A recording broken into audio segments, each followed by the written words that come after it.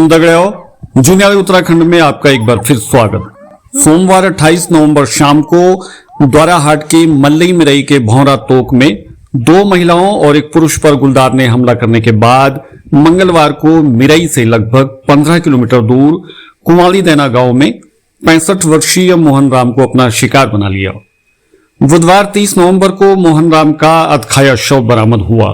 इन दोनों स्थानों के बीच मनीला गगास घाटी निवासी वरिष्ठ पत्रकार, सोशल एक्टिविस्ट और पहाड़ के विषयों के जानकार चारू तिवारी से हमने इन दोनों घटनाओं को लेकर बातचीत की।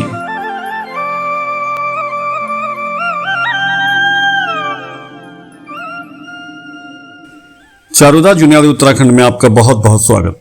ये बताइए, कल कुंवाली दैना में गुलदार ने जो मौत की, क्या यह वही मिरई भौरा तोक वाला गुलदार हो सकता है जिसका दो महिलाओं पर हमले वाला वीडियो वायरल हो रहा है? देखिए, पहली बात तो यह है कि जो वन्य जीव संघर्ष की जो घटनाएं उत्तराखंड के अंदर हो रही है उसका एक बहुत बड़ा उदाहरण ये दोनों घटनाएं हैं। अभी जो भौरा द्वाराहाट में जो डाना मिरई में जो घटना हुई है, वो घटना एक ऐसी जगह पर है जहां पर बाघ का आतंक, पहले भी बाघ वहां दिखाई देता रहा है, वहां के गांव में दिखाई देता रहा है, मल्ली मिरई से लेके तल्ली मिरई, कपड़ा तक, और ऊपर हम जब ग्वाली पोखर तक जाते हैं तो वहां तक इस बाघ का हमेशा लोग इसकी मांग उठाते रहे कि बाघ दिखाई दे रहा है, और एक दो घटनाएं पहले भी यहाँ पर हो चुकी है ऐसी। अभी जैसे इस बाघ का दोनों को अगर हम जोड़े, अभी कुंवाली वाले मामले को और ये डाना मिरई वाले मामले को, तो निश्चित रूप से हो सकता है कि ये बाघ जो है इतने एरिया में जा सकता है, क्योंकि डाना मिरई से वो ग्वाली पोखर और वो ग्वाली पोखर से फिर आपके डोटल गांव होते हुए वो कुंवाली और पागिसा उन जगहों से होते हुए उस जगह पर भी बाघ के जाने की संभावनाएं हो सकती हैं। लेकिन दूसरी बात ये भी है कि जिस ढंग से हम पूरे उत्तराखंड के अंदर और गांवों के अंदर बाघों के और आदमी के संघर्ष को देख रहे हैं, उससे मुझे लगता है कि यहाँ पर और बाघों की संख्या भी होनी चाहिए। बाघ क्या, अब तो गुलदार है जिसको हम गुलदार कहते हैं। बाघ और गुलदार में हमारे अंदर गुलदार इतना उत्तराखंड के अंदर हो गया है कि अब लोगों का सुबह, शाम, दोपहर और रात को भी जीना दूभर है। ये घटना, दोनों घटनाएं एक बाघ के द्वारा है, इसको देखा जा सकता है। आपको क्या लगता है, पिछले कुछ वर्षों से गुलदार और ग्रामीणों के बीच जो कॉन्फ्लिक्ट बढ़ता जा रहा है उसका क्या कारण हो सकता है? देखिए, पहली बात है कि उत्तराखंड के लिए जो वन्य जीव और मानव का जो अंतर संबंध है, प्रकृति के साथ जो मानव का अंतर संबंध है, कोई नई बात नहीं है। हमारे यहाँ हमेशा हम वन्य जीवों के बीच में ही रहे हैं, क्योंकि हमारा जो इकोसिस्टम, जो पर्यावरणीय जो हमारी समझ थी, वो जंगली जानवरों के साथ जंगलों में रहने की संस्कृति रही है पहले से ही। और कोई भी ऐसी घटना हमारे यहाँ अगर आदमखोर बाघ को छोड़ दिया जाए तो हमारे यहाँ इस ढंग के मानव और वन्य पशुओं के बीच इस हिंसक वारदातें बहुत कम होती रही हैं। आप जानते हैं कि उत्तराखंड की स्थित महिलाएं हैं, वो गांव में रहने वाली महिलाएं, वो जंगलों में ही उनका पूरा दिन गुजरता था और उन्हीं जंगलों में वन्य जीव भी होते थे। लेकिन हम वर्षों में कभी सुनते थे जब कोई आदमखोर कोई बाघ हो जाता था, वही हमला करता था। बाघ ही नहीं बल्कि हमारे यहाँ भालू की आतंक की घटनाएं भी समय समय पर सुनाई देती रही, लेकिन कभी भी ऐसा नहीं हुआ कि वो हमलावर हो जाए, वो इतना हिंसक हो जाए कि लगातार ऐसी वारदातों को करे। और भी जानवर बहुत सारे हैं, जैसे हमारे यहाँ सुअर थे, हमारे इस ढंग के जितने जानवर रहे, पहले भी रहे, लेकिन ऐसा संघर्ष कभी नहीं था। लेकिन लंबे समय से हमारा ये मानना है कि सरकारों की गलत नीतियों के कारण जिस ढंग से इकोसिस्टम बदला है, जिस ढंग से हमारा जो अंतर संबंध प्रकृति के साथ बदला है, उसने ऐसी वारदातों को और बढ़ाया है। अब मैं अगर आपको बताऊं कि जैसे अभी इसी बीच ये दो घटनाएं हो गई हैं, इससे पहले भी आपने देखा होगा दुगड्डा में एक महिला को स्कूल जाते हुए अपने बच्ची को स्कूल छोड़ के आ रही थी, और जहां सरकारें इस बात को कहती है कि सब लोग वापस पहाड़ आइए और यहाँ पर रोजगार कीजिए, हम आपको सारी सुविधाएं के लिए। दुगड्डा जैसे क्षेत्र में जहाँ एक महिला दिल्ली से अपना सब कुछ छोड़ के अपने गाँव में गुजर बसर करने के लिए आई थी, उसको अभी 15 दिन भी नहीं हुए थे वहां आए हुए, उस पर गुलदार ने हमला किया और उसकी जान चली गई। उसी प्रकार आपने देखा होगा पौड़ी में एक युवा को घर से उठा के ले गया था बाघ, वो घटना भी अभी पुरानी नहीं हुई है। अभी पिछले साल हम इसी क्षेत्र में गए थे, हमने रिपोर्ट की थी, इसी क्षेत्र में एक महिला को वो उसके आंगन से बाघ उठा के ले गया था। इसी द्वारा क्षेत्र की मैं आपको बात बता रहा हूँ। अभी जैसे आपने कहा कि ये संघर्ष बढ़ रहे, तो इसका एक उदाहरण मैं आपको दूं कि हमारे यहाँ इस समय पूरे उत्तराखंड के अंदर अभी 2020 का आंकड़ा बता रहा हूँ, बढ़ गया होगा। 2020 में हमारे यहाँ जो वन विभाग ने जो गुलदारों की संख्या की है वो 2500 से ज्यादा है। और हमारे यहाँ जो बाघ जिसको हम कहते हैं, बाघ की संख्या भी उन्होंने कहा है कि 448 से ज्यादा बाघ हैं। अब हमारे यहाँ बाघ का तो जो है गुलदार का आतंक बहुत ज्यादा है, क्योंकि गुलदार हर जगह उसको छुपने की जगह, उसको अपने स्थान मिलने लगा है। तो इससे हुआ क्या है कि पिछले साल जब के आंकड़ों को हम देखें तो 22 लोगों को ये गुलदार अपना निवाला बना चुका है। और इस बार भी अभी ये इस साल पूरा भी 1 महीना और बाकी है, तो इस साल भी 16 लोगों को ये अपना निवाला बना चुका है और बाकी कई लोगों को ये घायल भी कर चुका है।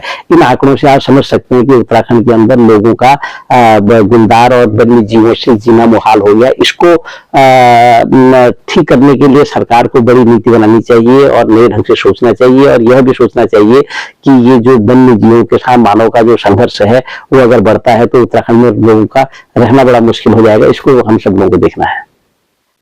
चारुदा, इस समस्या का समाधान क्या हो सकता है और सरकार को क्या उपाय करने चाहिए, या यूं कहें कि स्थानीय रहवासी जंगली जानवरों से कैसे सावधान रह सकते हैं?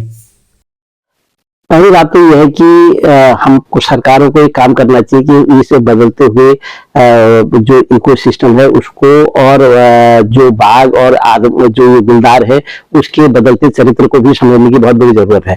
आदमखोर और एक आम गुलदार में जीवन की परिभाषा पहले से की जा रही है। मुझे लगता है कि उसको बदलने की बहुत बड़ी जरूरत है, क्योंकि आप देखते हैं कि हमारे गाँव के अंदर हम लोग बाघों का और जो गुलदार है इनका भी अलग अलग क्लासिफिकेशन पहले करते थे। हमारे यहाँ पहले कुकुरी बाघ होता था, वो सिर्फ कुत्तों को ही पकड़ के ले जाता था, और उसके बाद वो हमारे जब उसको वो नहीं मिलता था तो हमारे पालतू जानवरों पर वो हमला करता था, बकरी ले जाता था, हमारे यहाँ गायों पर हमला करता था।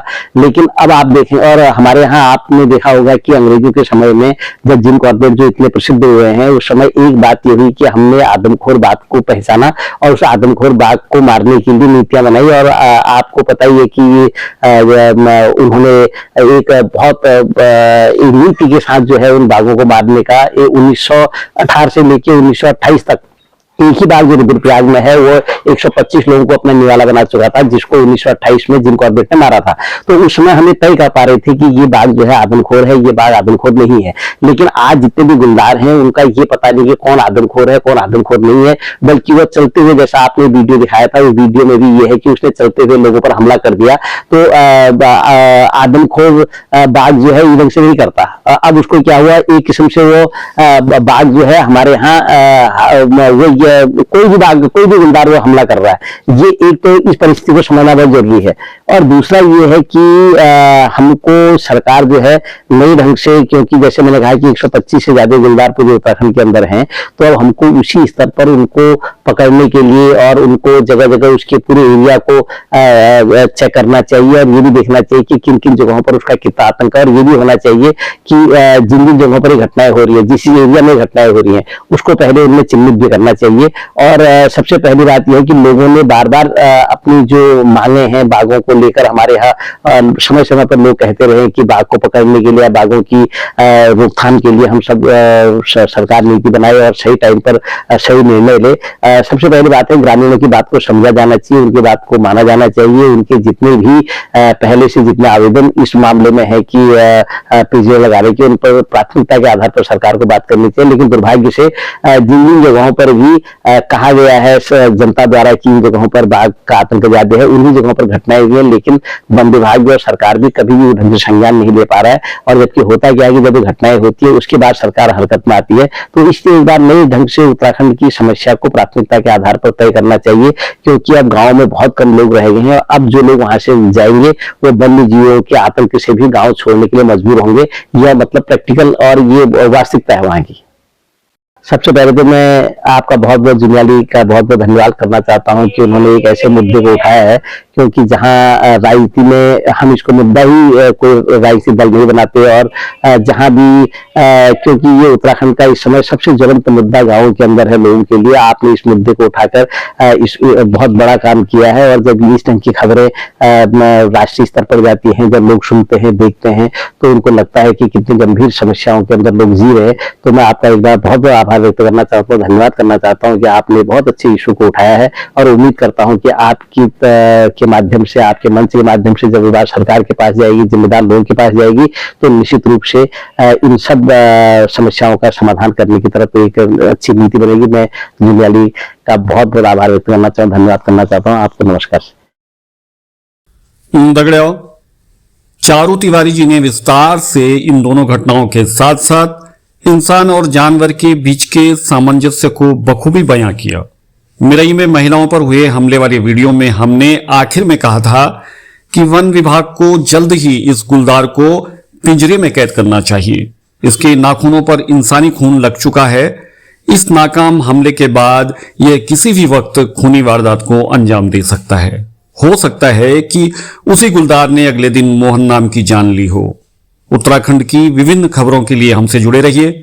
अगर आपने हमारा चैनल जुनियाली उत्तराखंड अभी तक सब्सक्राइब नहीं किया तो तुरंत करें। धन्यवाद।